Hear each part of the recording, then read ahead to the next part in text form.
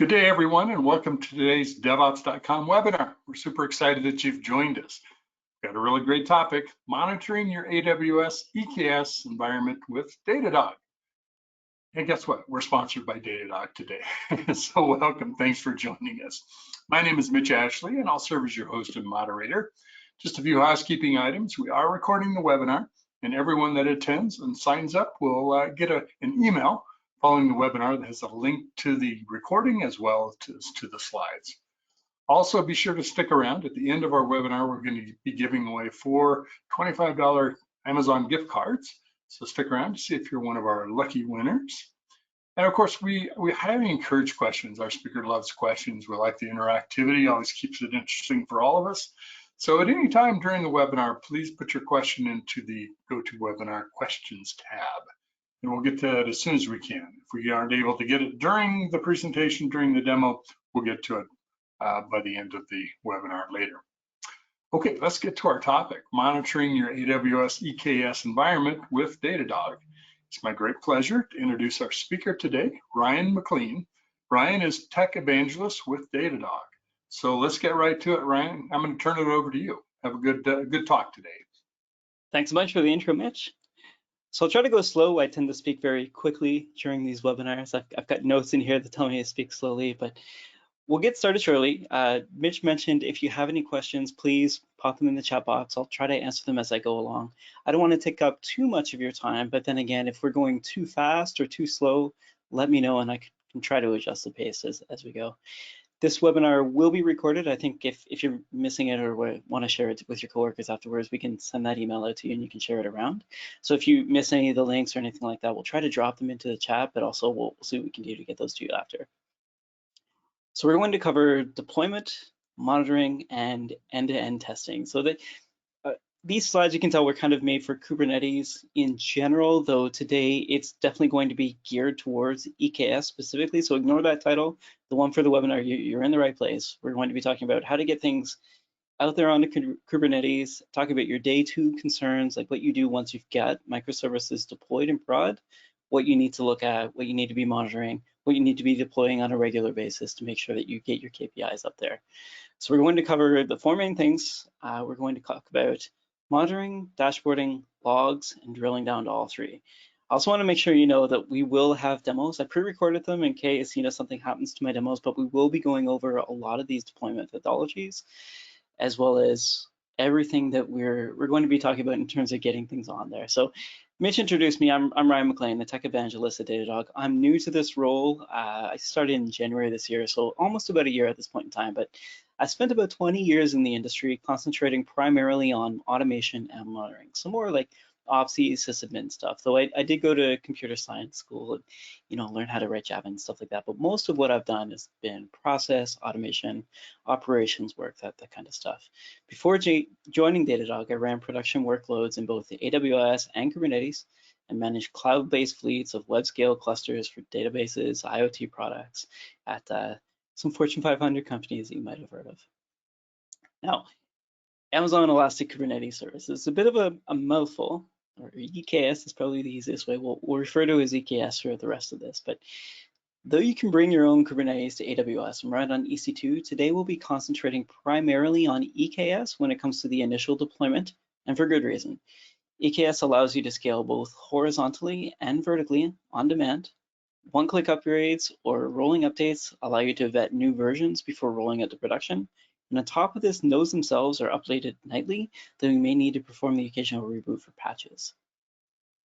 Elastic provisioning of your resources, uncomplicated Kubernetes updates, Windows and Linux workloads, AWS identity and access management. There's a lot of features in here. You can add Windows containers into your Linux clusters. You can have different node pools. You can authenticate using IAM with Kubernetes RBAC support. There's a lot of features going on here. So in terms of the infrastructure we're going to be talking about, it's rather simple in our demo when we get going on. So if you're familiar with Kubernetes, some of this might be repetitive or maybe things that you've covered before. But what we're going to be talking about is a small cluster in one region, and in that region only one zone. But we'll talk about how you can take that and move it into something that might fit the bill. So if you need to do sharding, multi-region, multi-zone, of course, you could do that as well. But on top of that, we'll talk mainly about what a dev environment looks like prior to getting to staging and prod. And when it comes to monitoring that dev environment, those are where you'll come up with those practices that you'll use as you move into further resources in different what we'll call them platforms, right? Or different environments as you move from your dev, as you move your dev platform into your staging environment, and from staging to prod, what those gates look like. So the things that you will need to think about prior to moving into the next level. So for this repo, for this infrastructure, we'll be talking about a repository that covers Terraform, CloudFormation, and something called EKS CTL or EKS control. Those are the three things in the repository, and I'll have a link to it so you can follow along if you want to. But in terms of getting started, we'll cover what that looks like. So if you need something like a CI/CD based solutions, or if you'd rather have a form that people can go through, or even if you just want to go through the UI in the Amazon console, you can do that as well. We've even got like a one-click deploy to AWS button. There's a few steps in the form you'll notice I go through it as well, but I've got quite a few different ways that you can get started with it. So don't feel intimidated if this is your first time dealing with Kubernetes. Getting started is easy. Once you start putting things in there and relying on it, then we'll talk about the monitoring portion. So this is obviously an oversimplification. The primary things we're deploying are the VPC, which you can see here in the blue outline, and then it contains one subnet in this example, though imagine you've got like Linux and Windows nodes, you probably have at least two. But this one subnet is that dev UE1 sub, so that development US East 1 subnet. And then inside of there, we've got our security group that spans just that subnet for now, but could span a couple of them. And in there, we've got M6G nodes, which I think are ARM nodes. I was using this for another demo, but you could also use x86 nodes or 64-bit nodes as well. And of course, sorry, I should say this is all in the US East 1 region, but if you need to deploy this to a different region, we'll talk about where in the code you want to change that. And it doesn't need to end here. So you can take this, once you've got this region deployed, you can start adding different zones within that region, or you can start adding from dev to staging to prod, or if you want to start sharding, say, North America, Europe, and APAC, you could do that. And what we're going to quickly go through is a deployment demo. Now on the bottom right here, there's a little URL. So I'll try to keep these bit.ly URLs going as I go through, but if you miss it, just ask. I've given the URLs to Mitch as well so we can share them out. But this is the main repository URL. So this will have sort of the infrastructure deployment code that we talked about in CloudFormation, Helm charts, those kind of things. So as we're talking about the bits that you're going to be deploying in order to maybe stand this up if it's the first time for you, or if you want to get started with something like the operator and haven't seen it before, we can talk about that and get into that repository to go through those examples to get you deployed. So first up, let's look at what I think is maybe the easiest way to deploy a new cluster, which is EKS CTL. So that's EKS control. And you'll see what it does here is it's going through it pretty quickly, but it's actually picked a couple zones. I won't say at random, but it's picked a couple zones in US East 1, which is my default, my environmental variables. It's also picked my AWS secret and key, and it's using them. Now this deployment, though it's just one command with 2 arguments, it does take about 20 minutes to go through. So most of that is setting up EKS, and the next is the node group. Now this is, it's running in the background here. I recorded it. It looks like I'm doing it now. I totally didn't. What it's doing is it's setting up this new cluster here called Floral Mongoose, and you can see that it's added a number to it, and that it's doing it within the region here. So if I mouse over, it's right here, right? And you can see that I didn't enable cluster logging or anything like that, but we'll talk about what that looks like later on. So I'm going to be using Datadog for logging, but there are ways that you can turn on cluster logging if you'd rather do it within AWS, but also maybe take those logs and put them into Datadog. And if you want to maybe archive them in S3, we can accomplish that as well. So there's a few ways of doing this. So again, this is a pretty simple cluster. It's running, like this process is running. It takes about 20 minutes. So we're going to skip ahead a little bit in this video just to show you the end. We're going to cheat. But basically what it's doing is it's setting up within US East 1, it's going to set up this cluster, which we're going to use for the rest of the demo. You can see that it's got 2 subnets set up. It's got 1 node group with 2 nodes, and it's using the Amazon Linux AMI. And this is a newly refreshed AMI, which actually gives us quite a bit of power in terms of network monitoring as well, which we'll go over. But that's basically it. So that's the bulk of what's going on here. So you can see it's 21 minutes. I'm going to jump way ahead so you can see here that it actually completes. All right, so you can see the first thing it does is build that stack, so that's done. What it's also doing when it says stack, that's almost like a keyword. So it means that it's creating CloudFormation. And when it creates CloudFormation, so you can take the output of this, even if you destroy this cluster, it will save that stack in S3, which you can then use to do like form building or maybe set up ways that other operational groups within your organization can use. So I realize the screen is boring. It's green text on a black background, but there's a lot going on here, even though it may look simple. So it says check the CloudFormation console if you're having any issues, that kind of stuff. But that's where you'll actually see the stack. And then we'll just jump to the end to show you that, hey, it actually did work. We get everything running there, and right around 20 minutes in. So it says 8:30 in the recording, but that's actually when I went through. So I'm going to skip to another demo here, and this is maybe more what it would look like if you're using CloudFormation. So if you wanted to go through something like this and set it up in a form-based way, or something that maybe asks you most of the questions that you want to know without knowing what those questions should be ahead of time. So you could do something in the template designer. You could upload a file. You could also point it at Amazon S3. So I've got one here from the AWS Quick Start Guides. I changed it a little bit to have some defaults and make it a little bit easier. But you can see as soon as I upload that, it saves it for you. And I'll have to go back here because I want to show off the designer a bit. But once you've loaded that template, you can actually load it up in the CloudFormation designer and see actually what it's doing. And on top of which, you can click on each of these now to show you where in the YAML code this is. So this used to be JSON. If you've used CloudFormation before, the JSON workflow was a little bit verbose, let's say, so there are a lot of lines. The YAML actually helped us out quite a bit in terms of making the file a lot more compact, so you can actually see what's going on. All right, so that's the visual designer portion. And again, if you've done this with EKS CTL and you've outputted a template, when you go to do this again, you can point it at an S3 link, or you can upload it if you want to, and then you can go through these choices and start scripting them out. So this is a big form, but basically it talks about all the parameters that are available in a normal cluster, as well as a few more. So there's things in there like Bastion. So if you want to have, basically imagine an EC2 box within that security group that would allow you to SSH into the cluster if you need to do some modifications or some workarounds, that kind of thing in your dev environment, you could do it. Wouldn't necessarily recommend it in prod. Typically you put your Bastion to the right of it and then have the security groups trust each other. But in this case, if you want to go through and add it to that VPC subnets that you've already got or create new subnets, you could do that as well. You can see that it's asking for public subnets, private subnets. We're talking about a couple of our partners in here, like Sneak, if you want to have container monitoring set up, or Vault, if you want to do things like manage your key pairs within your cluster. Now, I think I missed a parameter here, so this might fail, but we'll skip forward. But imagine I had actually included the name, because I think that's what I forgot.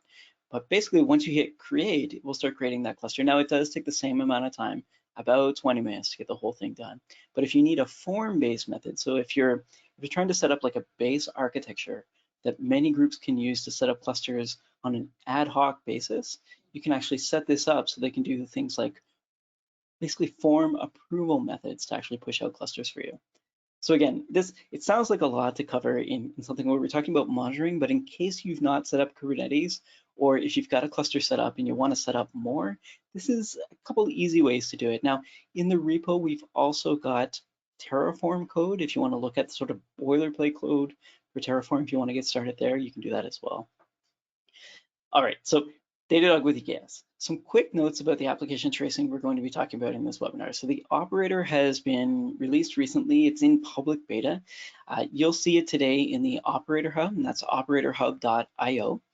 Logging metrics and tracing are supported with pre-configured dashboards, as mentioned. This means that you can get started in minutes. I timed myself, and from start to finish, I think it took about 15. So it's actually not too bad in terms of just getting started. And I think basically the key point here is if you want to get started with EKS, so setting up the cluster takes about 20 minutes.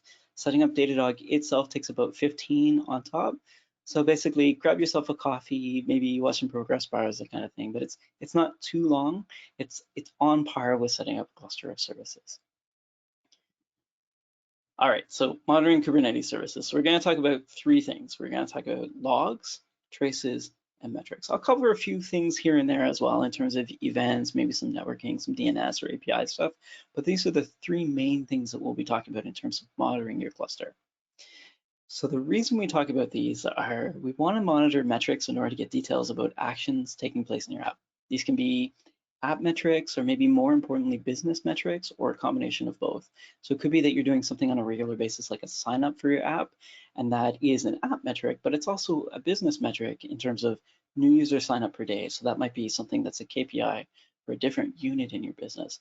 And you can see where your app metrics may transform into something that's useful for the business and gets you closer to what the business goal is, which is really what we're trying to do is service the business. We're setting up a cluster to serve a function, and that function is to keep the business running.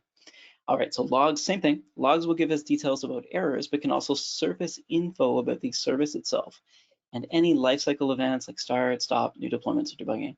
The nice thing about logs is you can turn them into metrics as well. So if you notice that there's an action that you're logging on a regular basis and you've yet to actually set up your monitoring or your metrics or maybe your instrumentation or telemetry for that specific service, you can use logs in a pinch to transform them into metrics to actually see when a certain log event fires, that means something's happened. I need to follow it. And finally, traces can help us correlate between services as well as drill down into errors and delays. So imagine that I've got like a front-end service and a back-end service and they talk to each other. It can actually tell us where that handoff happens, how long that handoff takes, and if there's any business metrics or any logs involved, we can actually correlate what's happening between those traces deep within your code all the way down to metrics as well as your logs. All right, so getting started quickly. So if you don't already have an EKS cluster deployed, the repository in GitHub that I demoed earlier can be run in your AWS account. If you want to just deploy it, click the, I think it's deploy stack button in the demo. That's it. So basically you just click that button, it brings up the form that we were talking about.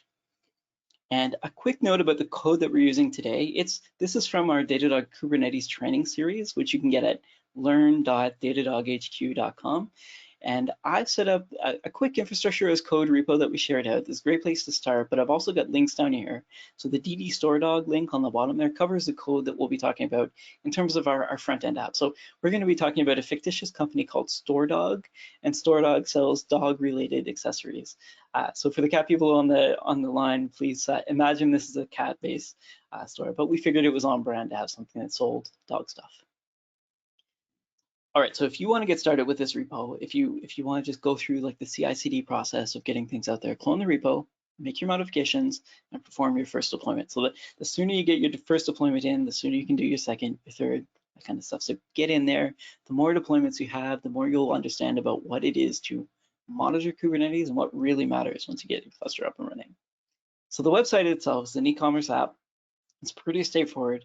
It makes talking about monitoring the site pretty easy, which is good. It's an e-commerce site with a front end and back end written in Ruby, JavaScript, Python, and it uses Git to track code changes. We'll use AWS CLI for management. I don't think we cover it too much in these demos, but basically imagine that if we were trying to break something or add more for scaling, we'd use that. In terms of the initial setup, so we covered that code, but imagine if you're doing CI/CD, most of what I'm doing here is actually CLI based, not API based, but it could be. And it could be in a way that where you monitor your site and actually react to changes. So scale up, scale down, that kind of thing. Deploy out different clusters as you want to as the metrics come in. It's a little bit more advanced in this sort of intro session that we're doing today. All right, so once we deploy the app, we can then set up synthetics to hit the website. So imagine that we've deployed StoreDog, it's out on the web, and then what we want to do is we've got everything in Kubernetes, but we want to actually be able to hit the website and start giving us metrics. So this might seem a little bit backwards to you, but it's a good way for me to introduce the site itself. So this site is live. The one that we've got linked here is actually live. And I'll give a link in a bit here, but basically what you can do is actually hit that ELB and actually see the StoreDog site running. It's slow, my cluster's pretty undersized, but what we're going to do is basically set up a way to synthetic hit that site on a regular basis and start give us metrics about what's actually going on. So if it loads too slow, what have you. And if something happens, we'll alert on PagerDuty. Imagine this could be Teams or Slack or what have you if you're using Chime, that kind of thing. Now in my case, I didn't sign the site, so I've got to unfortunately grab a pop-up here to do it. This could be the same for your dev environment. But you'll see in the pop-up, the site's pretty slow. It takes a bit to load, but that's one of our key performance indicators. That's, hey, the site loads slow. That's actually one of the things we're going to be watching for. So I've hit start recording here. What I'm going to do is click on one of these Datadog totes. And from this tote, I'm going to add it to the cart. And then I'll go through a workflow to check it out. And you'll notice this is almost like a macro recording kind of thing. So what it's doing is I've got a plugin running in my browser. It's watching the browser as I go through it. And as I click things on the page, it's actually made that recording. So you can see it on the left. So if I click too many things and I needed to remove them, I could do that. If I needed to reorder things, I could do that as well. Or if I need to create a test that would fail, like the checkout link's not on the front page, I can move that up to create a test that failed as well. Now, in this case, it hasn't run yet. I set it to run every 5 minutes. You can see here that I clicked it a couple times, I refreshed it, but it won't load. I've got another video right after this, but I'll go over what it looks like in terms of the test. So again, we've set up a cluster, we've put StoreDog on the cluster, and now we're trying to load that page programmatically to make sure that not only is the cluster working, but it's also serving our site.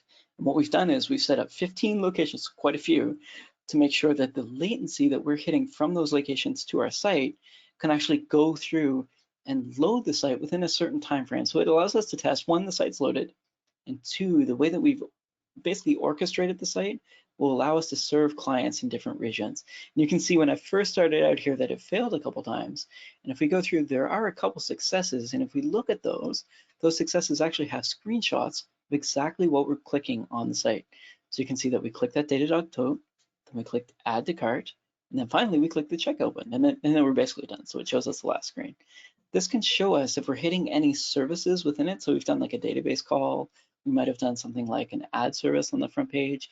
Now that we're hitting the synthetic traffic, I can then use this traffic to start looking at the site and seeing how it's performing. And if I want to do something like change the node size, change the cluster size, change the cluster region, I could do that now that I've got this data. I can start running experiments to show me what's going on. On top of which, for each one of these calls from the front end, I can go in and start looking at, hey, how long did this take to load each portion of this? Is it a portion like maybe I should start looking at CDNs for the images, for example, if they take too long? Or maybe I could start using CSS as publicly available. If I'm using JavaScript repositories that are common, perhaps I could start using their CDNs, that kind of thing. So you can see here that maybe what I want to look at is this fetch. I can see that it took 1.9 seconds. So it's something that I want to work on. On top of which, we're working this problem backwards, but we'll start drilling into it. Now that we've got it deployed, we can also start looking at RUM. So RUM is real user metrics. So imagine when people load the site that we load a JavaScript portion. Now I'm stealing a bit from a different example here. This is Shopist, it's not StoreDog, so it's a bigger site, mostly because it's got live traffic. So we can start talking about the traffic that's out there in the world. So what we're going to do is look at one demo here. So we've got someone in India on an Android tablet using Samsung Internet going to the cart. And they're actually hitting the cart here, but they're doing a lot of actions. And we want to figure out what's going on. So what are they actually hitting in the cart? And we can actually drill down and look, say they're loading fonts. The fonts take a little bit. We notice that the images are taking a little while as well. We can see that there are a couple long tasks here that we might want to start addressing. And again, this is the user view. So instead of a synthetic push to the site, we're actually seeing what the user sees in their tab. So for those of you that do front-end stuff, this would be very similar to looking into your developer tools in your browser, be it Firefox or Safari or Chrome or even Edge. Basically, it would allow you to show the same sort of view that you'd see in your developer console all the way down into the cluster, which is great. So this will relate to all of the logs and the traces that we'll talk about. So I want to show these off because it gives us a good example of what's actually hitting the site first, because we're going to be using this synthetic traffic that we've created to start looking at traces, logs, and metrics, because without traffic, we actually wouldn't have a lot to look at. So once you first set up the cluster, what you want to do is start hitting the cluster to start giving it traffic so you can start running experiments to start monitoring to figure out what you need to look at. So in our case, we noticed that the front end was pretty slow to load images, so maybe that's where we want to start concentrating our engineering efforts on. All right, so let's talk about Datadog and Kubernetes integrations. Getting Datadog set up in AWS is a 3-step process. So the first thing you're going to do is set up an IAM account. Now this is a read-only IAM account, but it allows Datadog to start essentially talking cloud to AWS without setting up an agent or anything like that. You can actually start talking to them automatically. And we can start scraping things from AWS. We'll talk a little bit about things like logs later, or maybe some of the metrics that you get out of the box. But the first integration we want to do is set up that AWS to Datadog integration. So those read-only permissions for the AWS account will then be added to Datadog. And once you've got this set up, you can start reading from AWS on a regular basis and correlating things like, hey, you've got a cluster of 3 nodes, but those 3 nodes we actually know a lot more about in AWS. We can start grabbing their tags, that kind of thing as well. So I put a link down here to the DD docs, and it looks like Mitch put it in the chat. Thank you, Mitch. So those are basically the getting started docs for AWS. Like I said, it's 3 steps. It seems like you might think that it seems complicated. It's pretty straightforward. Because it's read-only, it means getting that set up is not as hard as you'd think. Now, the deployment method that we've got announced, so we've got 3. We've got the Kubernetes manifest. So basically those are like YAML files that would apply to your cluster. We've got Helm chart, which I'll demo in a moment, but we've also got the Kubernetes operator. So this is in public beta at this point in time, but you can go to our instructions, or sorry, go to our blog post, go to our docs and actually see that we've got like a guide to walk you through it. What I've done in the repo is I've actually set up a pretty easy script that will allow you to essentially set this up on your own. So it only needs 1 property, and that's a Datadog API key. Once you've got that key, it will walk through the rest for you, and the repo will talk about how to grab that key. But I'm just going to quickly demo what that looks like in the operator sort of deployment methodology. So if you haven't heard of operators before, there's an operator hub out there that will talk about a lot of the different things that you can deploy. So you can see that there's a lot in here. So there's things like Argo CD, things like Spinnaker, Pistol K or Key, I think it's actually called, Kdata, that kind of stuff. There's quite a bit in Operator Hub. So I encourage you to have a look. It's sort of a growing community of operators at this point in time. So the Datadog operator is pretty straightforward, and this is primarily due to the Operator Hub. First, we install the Operator Lifecycle Manager, or OLM. Then we install the Datadog operator, and the last step is to apply the manifest to the cluster. And here we go, so we get the demo. So again, the link's down there, it's K8S operator. Thanks a bunch to Mitch for sharing these out. They will stop in a moment, but if you want to look through the docs if you've not heard about them before, there's a link for you. We'll go through the operator demo. This is in a different cluster than we'll use, just so it's fresh, but basically all you need to do is run this operator deploy, and you'll see that it does quite a bit in the background. So what it's doing is actually setting up your operator catalog, your cluster services, install plans, groups, subscriptions, that kind of stuff. So it sets up basically everything that's required for OLM all together, and you can see that OLM was created, and then it creates the operator's namespace, and then from there, Datadog as an agent, or all of the portions of Datadog that we'll be using, be it logging, tracing, process monitoring, all of that can be deployed at once using the operator. So you can see here that the OLM operator worked, and then the catalog operator worked, and then we've got the Datadog auth, the cluster agent, Datadog itself, and the auth token were all deployed at once. Now, just a quick note about the repo, it generates that cluster token when it runs.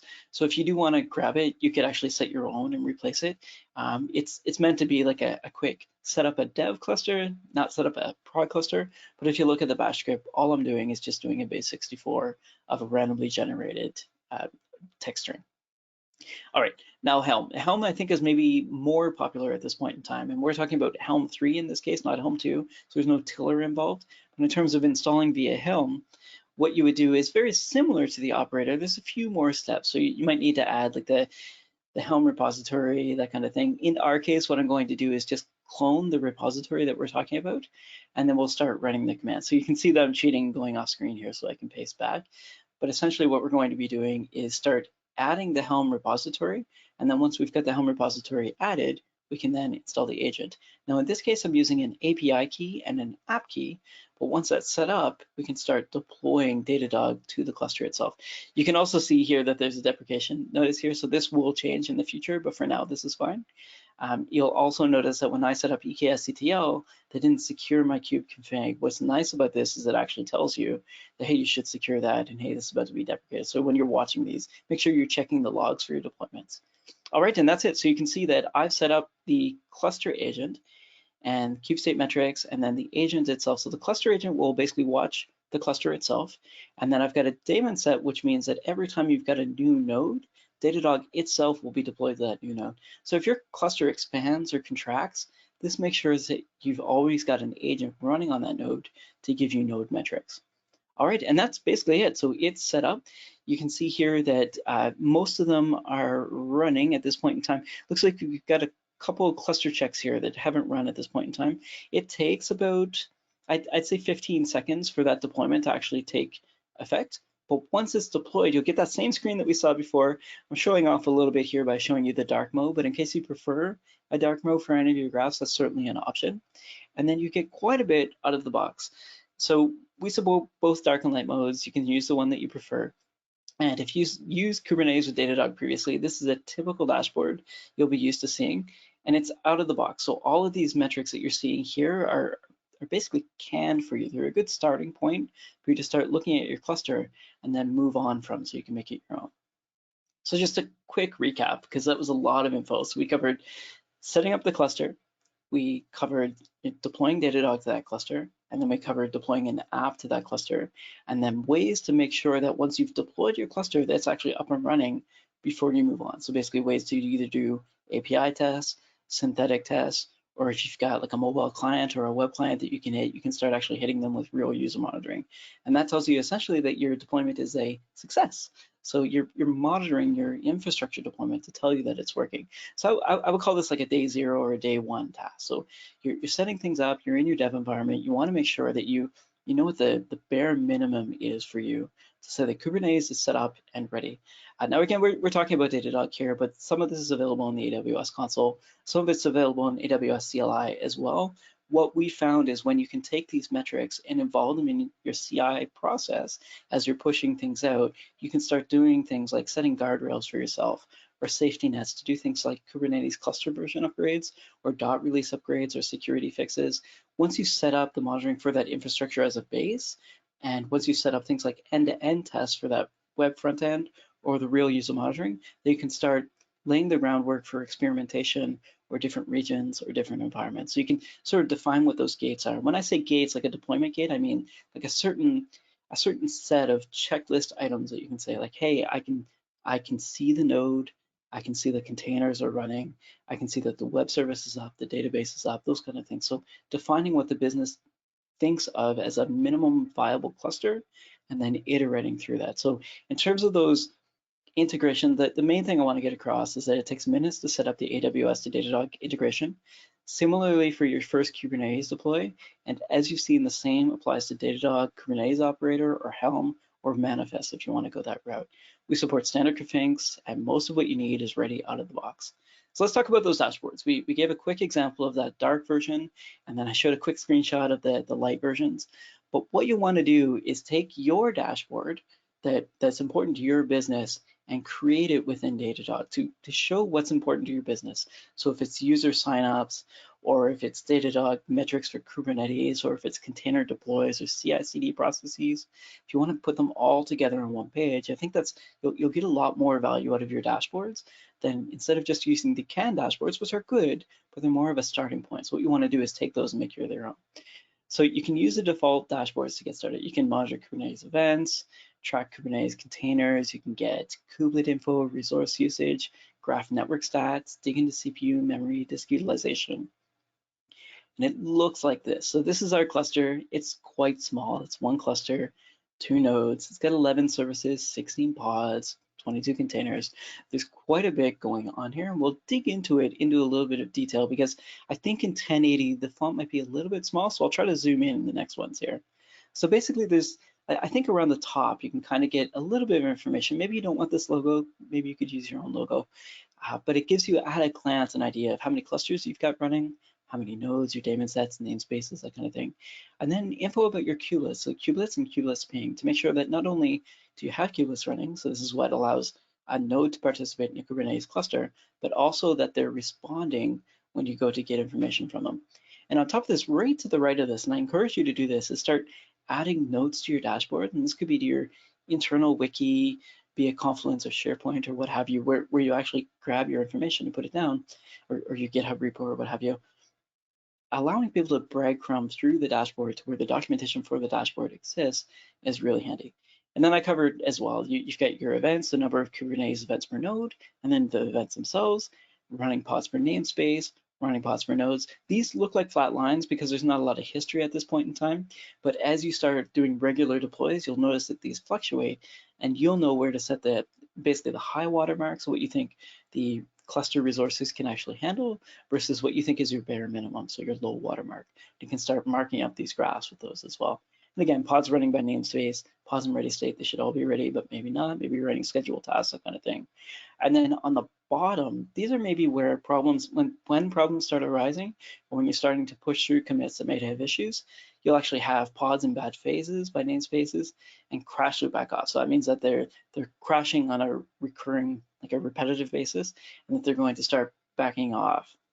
And what that means is, like, instead of failing every second really rapidly, it might be 1, 5, 10, 30, that kind of thing. So it will start backing off so it doesn't overload the cluster on you. All right, so just in terms of a quick time check here, I'm about halfway through. So if I'm talking too fast, let me know. I might speed up a little bit here just to make sure we can get through everything. All right, so utilization. We talked a little bit about CPU and memory. Graph flows by default. This is part of that main big dashboards. Same thing, CPU request by node, memory request by node, and then maybe more importantly, and in this case, Datadog's at the top of the list, unfortunately, because the front end's not hitting a lot of traffic. But as you start going through these resources and deploying more services to them, you'll see that they start percolating up. Now, it's important to note that these CPU intensive pods are measured in millicores. So that's a 1/1000th of a core. So let's imagine your core was 100 megahertz. So a millicore of that 100 megahertz would be 0.1 megahertz. So even though it looks like 38 is quite a bit, it's not a percentage. It's a millicore basis. And what they do is this depends on the speed of your core that it's actually monitoring.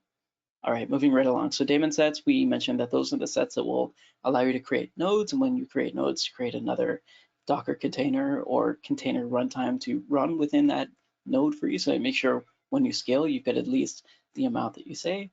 And same thing, deployment. So as you're deploying new microservices or deploying new services to your cluster, you can actually watch those pods desired, pods available and pods unavailable. So these will become like your deployment metrics. This is going to be something that you'll be watching quite a bit. Again, container state, same thing. If you've got containers that deploy but not running, or rebooting on a regular basis, or deployed and actually not ready, or taking too long to get ready, this is where monitoring those deployments will come in. All right, and finally, disk I/O and network I/O. I realize this isn't very exciting, and especially within one zone, it's probably not going to be something you want to watch. But when you're in multiple zones and you've got daemon sets deploying services to multiple zones, you're going to start wanting to watch the network in and out per node, as well as your disk writes. As you're starting to write their persistent volume claims, you're going to want to know how much latency basically you've got, or how much I/O you've got on those disks as well. And in this case, there aren't any network errors per node or per pod. I think for me, it's a little bit harder to set up an example that causes these to fail. But in cases where like a zone could be having issues talking to another one, this is where they'll come up for sure. Or if you've got something up with rules within your actual EC2 instances, that's where these will surface. All right, so that was the entire overview, but let's talk a little bit about the other Kubernetes dashboards. We got quite a few. It doesn't end there. We're here to help you along your journey. So as you venture into Kubernetes controllers, we've got a dashboard for that too. So you can see leader election, replicate, that kind of stuff. So we can actually give you a lot more info about your controllers as you start using them.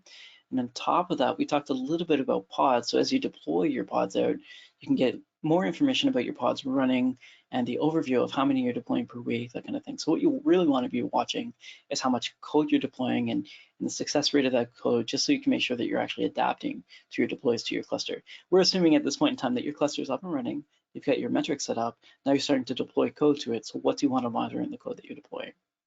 And this is basically the bottom of that pods view. It's a long chart, but basically container states, as we saw, a little bit more detail into it. So it's an exploded view, so you can actually see which ones are there. And then container restarts by pods. So you can see that this is actually a pretty big cluster and there's a lot running on. So a lot of times what you want to do is grab these and make them full screen and then start digging in. And different service teams will have different priorities and different metrics that become important to them. So being able to tease out these graphs is really important as you move on. All right, so we covered quite a bit. We covered Kubernetes itself, we covered services on Kubernetes, we covered metrics, and now I think it's probably time that we talk about logging. So there's two ways that you can do Kubernetes log ingestion with Datadog. So you can do the Docker socket logs, or you could do the Kubernetes log files. You could also do both. And once integrated, you've got access to the full logs. There's no sampling. So you'll get all of the logs that Kubernetes is generating, you will get those into Datadog. And I just wanted to do a quick logs demo. This is only about 2 minutes, but basically a quick overview of what that looks like. Now, this is unfortunately a bit of an eye test at 1080, but imagine you've got a lot of logs, and this is for the e-commerce front-end service, so hopefully you can read that, but basically we're looking at that front-end service that serves a StoreDog website in the beginning. What we're going to do is drill down into a certain time frame where we see that there's a lot of logs. Now we know what this is. This is us testing the site every 5 minutes, but as we go through that test, let's look at the logs that are generated as part of that test and see what we can glean from that information. So what we're looking at here is the checkout portion. So we can see that when we hit the checkout endpoint, we're actually doing quite a bit. So we can see that it's running Spree, so that's what the code base is forked from. We can also get a lot of tags about what's going on. And in this case, we can actually get the cluster name from EKS as well as all of the tags from AWS. So there's 36 tags here that are hidden because there's so much going on, but you can see that we're running in the availability zone 1C. You can see that there's different file names for the logs that are going on. And from this log event, which we can see that it's edit the checkout is what we're actually trying to do. We can see how long it took, what we served up, where it came from, what the method call was the get method. And we can also, from the log, pivot right into a trace. So we can see that it's a rack request, like a Ruby rack request in the back end. And each of these rack request hits is actually going through and hitting another backend service, the store backend. And then we can go through and look at each one of those. On top of which, we can start looking at metrics for the host, as well as metrics from the container, all from that one log line. So once these are correlated, we can start jumping back and forth. And this makes drilling down into things like, maybe not root cause analysis, but trying to figure out things that are involved in an event that's happened on your website all at the same time. So what we're doing here is we're pivoting from our logs into the containers view. So we've gone from logs and we went into container monitoring from there. And then if we want to actually look at this container itself, we could start drilling right into it. So looking at what our entry point is, so we can see that it's running Puma on port 3000. And then from there, we can actually start looking at the container networking. So this is your overlay networking. So we've gone all the way from logs into traces, traces into metrics, metrics into networking. And we can go all the way down into not only the container networking now that we're here, but we can also get right into the node networking as well. So that EC2 instance that's running it. So there's a lot going on here. Right from that logs view, once they're integrated, you can start pivoting and drilling down into each of those. So for this last section, I just want to talk a little bit about drilling down into your traces and logs in order to correlate events and spans. I kind of let the cat out of the bag, or the dog out of the bag, if you will, there, by showing you how to do that with the logs, but you can do the same thing in reverse with your traces. So once tracing is set up, you can correlate between your logs and traces, as we showed. You can do manual instrumentation is possible for customized spans. So let's imagine you've got a span that you know is the user checkout process. You can actually set that up as like a span ID or a span event so that you know what's actually happening. So if they get stuck halfway through the checkout process, you can call that entire thing a span. And you can fully distribute the APM tracing across your entire infrastructure using automatic instrumentation for a lot of popular languages. The way we do this is using a trace ID. So the trace ID is used to pivot between the events, and basically that allows us to drill down. So imagine in your log entry, it might be like X correlation ID, if you've seen those before, and we can use those trace IDs to pivot back and forth between your traces in your code and the log that it wrote at the same time. And then from there, we can use the tags to pivot to your containers, your infrastructure, your AWS. All right, so a quick demo for the tracing. I realize we got about 15 minutes left here, but we're almost done. We're in the home stretch here. So we've got in this maybe like a bigger example. So this is shopist as opposed to StoreDog. I just wanted to show you what this looks like once you start having multiple teams expand multiple microservices into a site. So you get this service map of all of the services talking to each other, and then basically the ones in red have like a higher rate of error than the ones in green, which are basically healthy. And from those red ones, we can actually click on them and go into app analytics. We can look at monitors. We can look at the services themselves. We can inspect them to essentially zoom in a little bit on that service to just look at the relationship between that service and others. So this is very similar to StoreDog. It's a web store that talks to an ad backend, talks to an ad server, it talks to an HTTP client. So you can see that there's quite a bit of things going on here.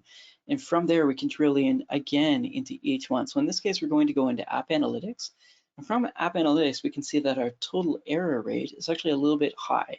So it's 4% right now, which isn't great.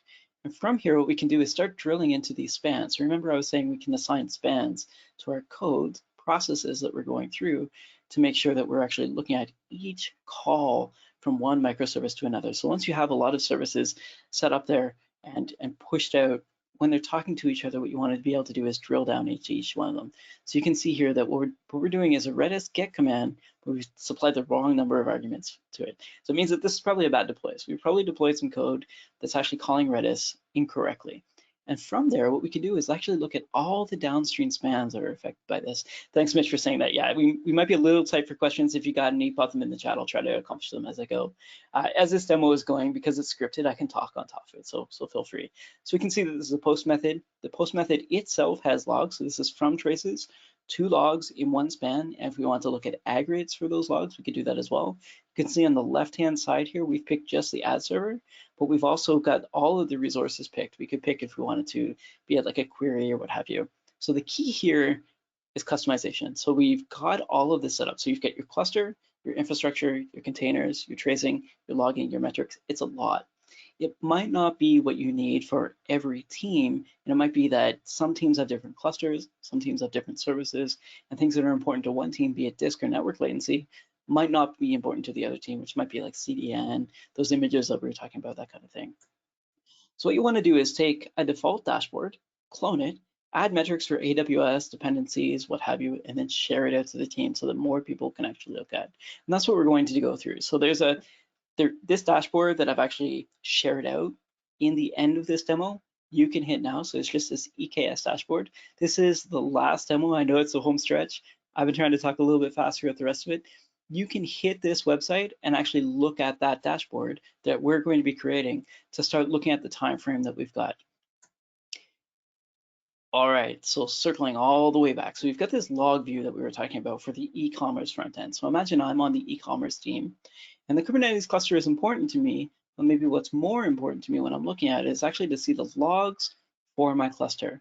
So I'm going to quickly go over some of those Kubernetes dashboards that we talked about before. So when I look at my dashboard list here, you can see that I've got a few favorites in there, but if I just search for Kubernetes, there are quite a few. So some of these are cloned on my end. A lot of these are out of the box. So this is that Kubernetes dashboard, the light version that we talked about before. And there's a lot going on here. So there's a lot of value here. Out of the box, you get quite a bit. But maybe what I need is something more about the deployments or possibly about pods. Maybe it's about networking. We mentioned logs, which is what we're going to put in. But if you need to grab any of these dashboards, you could do it. You can see I had a problem going back there, but we'll go back to the dashboards and we'll actually look at them. You can start teasing out any of those graphs that you want and adding them to your own dashboard. And once you've done that, you can make it your own. And what I found is a good way to do this for is when you're in the midst of an incident or when you're in the midst of like a postmortem or a retrospective, sometimes it's good to have that dashboard that's set to either a certain time frame or a certain service or the things that are important to you. So one of the things that I do when there's an incident is actually start creating a dashboard that tracks the metrics of the things that I want. So for example, in this dashboard, if I want to get those service logs added to it, the first thing I do is clone the dashboard. So I'm just going to say it's an overview and logs basically. So this is Kubernetes and it's specific to my team. We'll call the team RM, but basically imagine I'm on that front end service team. And what I want to see is not only Kubernetes, but also logs at the same time. So I'm just going to hit edit widgets here. And you can see that there was some space on the right-hand side. So what we're going to do is drag in a log event stream. So it's essentially like a live tail of your logs into this view. So as things are happening in the events, we've also got logs that correlate to them. And on top of that, we've got all of the metrics for the cluster all at the same time. So again, pop any questions you want in the chat. I see we still have quite a few people active. So let me know if you've got any questions about this portion. But essentially what we're doing is grabbing that same view that we just had of those logs for that service, and we're adding it into it. And what I'm trying to show here is that there's correlation is good, drill down is good, but if you've already done that work, you can start breadcrumbing that drill down. You can start adding logs to that view or adding spans or traces or metrics related to either of those to this view. You can start removing things maybe as well that aren't important to you to start giving you a better view of what's actually happening. So you can see I'm just pushing this over to the side here.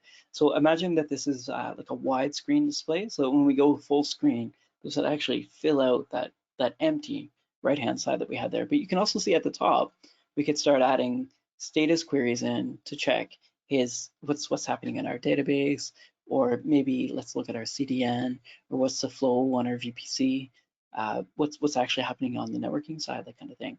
But you can see that now that we've added these logs, it's live. Now I'm in full screen, I'm hitting F to go into full screen, but you can also click the button on the top right there. So you can see that there's a space in the top right that we can start adding things to it. And now that we've got all this, the key about a dashboard that you're using operationally is you can start sharing it out to the business. So from each of these, you can make public URLs, so anyone with the link, but you could also start restricting it so that they can only see, for example, the past week, and you can allow users to change the time frame if you want. So if they want to see like year to date or last month or last week, what have you, you can do that. But what's actually pretty handy here is that you can define like if it's only in a specific cluster that you want, or even just a specific namespace. When we talked about a service, maybe it's just a front end service that we want to talk about. So you can actually start whittling that down or cutting it down to something that's even smaller for you. And lastly, I just hit the star so that I know that I can come back to this later on. But that's basically a quick overview of what the dashboarding process looks like. So the operator, as I said, it's in public beta. Try it out. I think this is a new direction for us, and it's what we're focusing on in terms of deployment. Helm is still out there. Kubernetes manifests are still out there. Use them both. We love them as well. The repo for this entire talk is at bit.ly/EKS infra. I think Mitch shared it out again. He's on the money. If you've got any questions about either of these, let me know. In the repo, if you find any problems, let me know in a pull request, what have you. But definitely go over the docs, have a look at the operator. You might like it. And then finally, I didn't really talk about these, but what's really important maybe in the backend side, and this is a bit of a bigger topic than EKS itself, is that a few months ago, we released a new AWS integration that allows you to ship all of your AWS logs to Datadog using Kinesis Data Firehose. And what's really fancy about this is that when you go to create a new Kinesis Data Firehose, you can see this is a 5-step process. So you create a name and a source. Source could be, imagine, CloudWatch logs. Process the records, you can say if you want to actually do anything, or ETL, that kind of stuff. In this case, we left it blank. And then in terms of destination, right within the AWS console, you can see that there's a third-party partner here. And in that list is Datadog. And all you need to do to ship all of your logs to AWS, from AWS to Datadog, is just to click this drop down and then add your API key. So this means that you can not only gather logs from deep within your Kubernetes clusters, as we showed, but also any supporting services you might have, like S3, RDS, API gateway, and then from those you can correlate not only within EKS, your services, your traces, your metrics, your logs, but also outside of those and the supporting services that you've got within AWS to start looking at the bigger picture. Because it's generally not just EKS. Once you start moving into prod, you'll start with many regions. You might end up with Route 53, doing region-specific DNS changes, that kind of stuff, so geolocation essentially. On top of which, once you've got logs into Datadog, you can choose to have a certain portion online, but you can also have offline logs that not only can you re-ingest, but you can re-ingest within like the new processing methodology that you got. So imagine you set up a new log flow and it's coming through and you're doing things like marking stuff up, and you realize, oh, hey, when I want to go back a year from now and look at these logs, maybe I will have changed that, and I don't want to have a brittle process, so I can set up that same log workflow and re-ingest them all the way through it so that they all look the same. So just a quick note, a feature that I thought was pretty neat when it comes to EKS working within the AWS infrastructure, and something that's generally a few steps to set up. All right, so just to wrap all of this up, settings, the getting started in Kubernetes is quick. A cluster will take about 20 minutes to set up. Datadog, as you saw, it takes about 5 more minutes to be added to the cluster. Depending on the scripted version that you've got, you saw that one of mine took about 20 seconds to set up. The other one took a little bit longer when using the operator. So in terms of the whole process, we're looking at about 35 minutes, fully scriptable. You can monitor end to end as you go through it.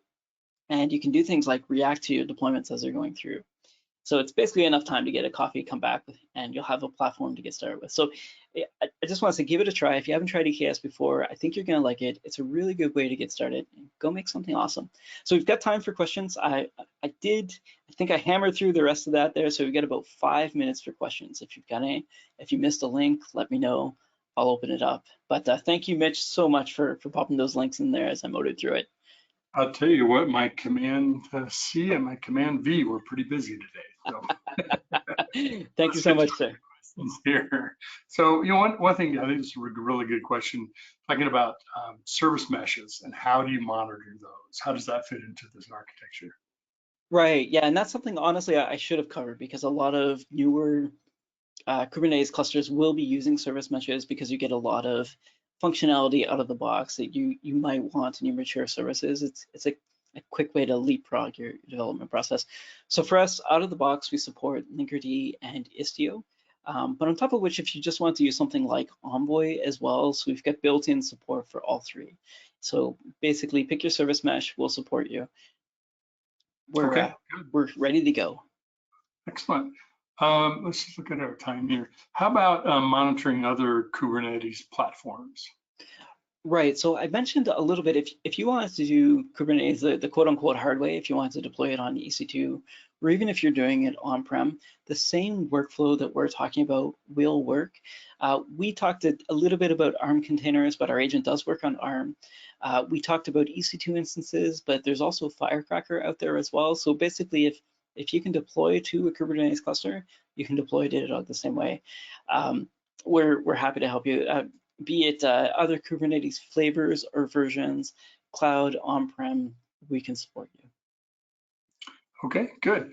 Another question we have is just, anytime you're talking about this type of thing, you're always going to have something coming up about open tracing, open telemetry, Jaeger, things like that. You've been able to ingest that into Datadog? Yes, definitely. So the way we work is in a way that's similar to Jaeger. So imagine Jaeger is this is like a build versus buy kind of thing. Jaeger would be great to be able to show the cluster metrics themselves for one cluster. And if you need to see all the clusters together, I think that's kind of where we come into play. So for Prometheus, basically, which is what Jaeger is going to be using for all of his tracers, we can talk directly to Prometheus using our cluster agent, or sorry, our agent to actually get the metrics from Prometheus. So if you've already got that running, we can help you essentially with an on-ramp and to start monitoring the same thing that you've already got. So basically, if you've got cluster monitoring already set up, we can do your multi-cluster or what have you set up. We're happy to help. Either way, we're happy to integrate with things that are out there in the community. We're a big open source proponent, and we definitely participate in the Open Telemetry project. Well, I love any question that's got a Pacific Rim reference to it, Jaeger. Great movie. Great movie. It really is. We've got just a few minutes left here. Why don't we jump to just talk a little bit about our winners of the gift cards. But first, I want to thank you, Ryan. What a great demo. What a great presentation as well. And I want to remind folks that you're going to get an email with a link to the recording and, of course, the slides of Ryan's. That has the URLs in it as well. So if you can copy and paste all those ones I was putting into chat, no worries, you'll get them. Thanks again, Mitch. Yeah. We've got multiple redundancies here, so we're covered. So thanks for the questions too, folks. Our 4 winners of our 4 gift cards, $25 each, are Martina R., Timothy T., John H., and Stephen R. I expect somebody to yell bingo at any minute, bingo. So the folks here at MediaOpsDevOps.com will get a hold of you and let you know how you can get those gift cards. So it's been a great pleasure to do this with you, Ryan, and listen to your talk and learn tons of things. Again, Ryan McLean, who's Tech Evangelist with Datadog. Be sure to check out DevOps.com for lots of great webinar content. Ryan's content will be there for replay for anybody who wants to go back and see it that way, share it with a friend, and lots of other great stuff too. We really appreciate you spending your time with us. An hour of your time, I don't know about you, but it seems like we're busier working from home than working in the office. So the fact that you would spend that with us, frankly, we're honored that you would share that time with us. So thank you for being with us today. It's been my pleasure hosting the webinar. Ryan, again, thank you. Thank you so much for your excellent job presenting today. And thanks for all the hard work. I know I put you to task there. Thanks again. No worries, kept me on my toes. Well, to everyone, be safe, be well, and be careful out there. See you soon. Bye, folks.